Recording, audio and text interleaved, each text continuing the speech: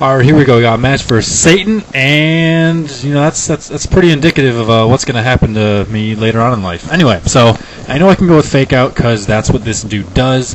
It does a heck of a lot more than I thought it did, and yet after further research, it ended up being min damage. So I know I'm faster. I'm going to go right for a double hit, and I take it out. I'm like, that's awesome. So that's a great start. In comes Hitmonlee, and I'm kind of assuming it's Scarfed because that's really common. And if it's not, that means Ambipom is faster and would dominate him, so that's why I don't think it's going to work out that way.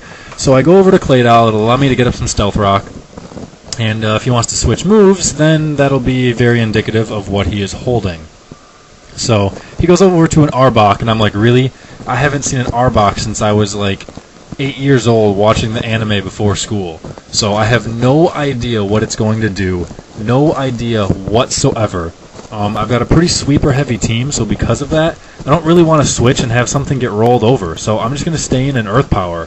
I suppose I probably could have exploded just to make sure that it was gone and that I didn't get too much damage on me or something like that I couldn't live a second turn. But I guess it's all right in the end.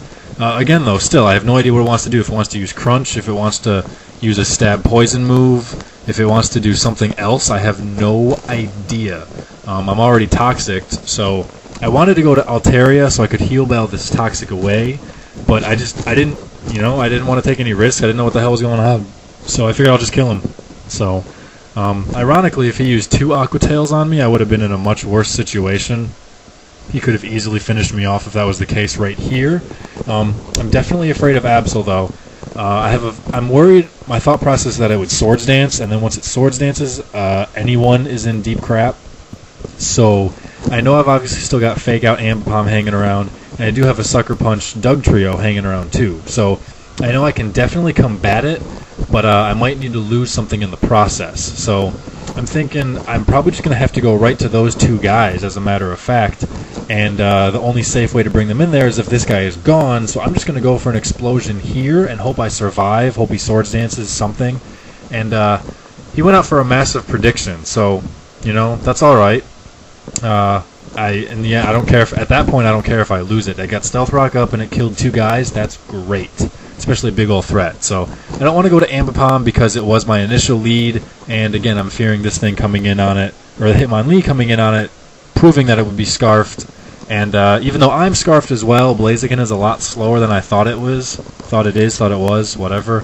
And I figured, going out to a Scarf for myself would be alright. But it's not going to work out that way. So I go over to my only other wall, Altaria. I can take fighting moves pretty well.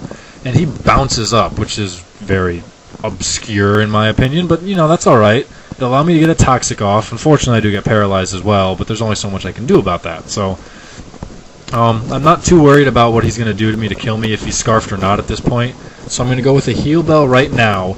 Therefore, hopefully it'll reduce chances that I get paralyzed later. But instead I just get paralyzed on my Heal Bell. So it's like, dope. So because I'm still paralyzed, I'm going to hang around in here trying to Heal Bell again, as opposed to switching out to Blaziken, which, whatever. So I lose my Altaria for a pair of hacks, and that definitely sucks.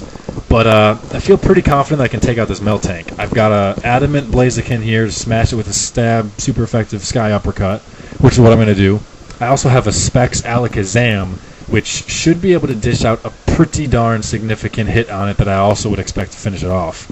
And I'm going to go with Sky Uppercut, and it doesn't kill it. I'm a little surprised.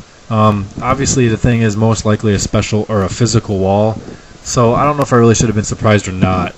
Later on, looking at the base power of Sky Uppercut, it's a lot lower than I thought, so I'm not really surprised anymore. So I get attracted, so I go over to Alakazam and decide this time I'm going to hit it on the other side.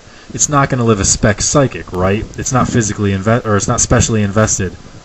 but it does. So I'm like, really? Really?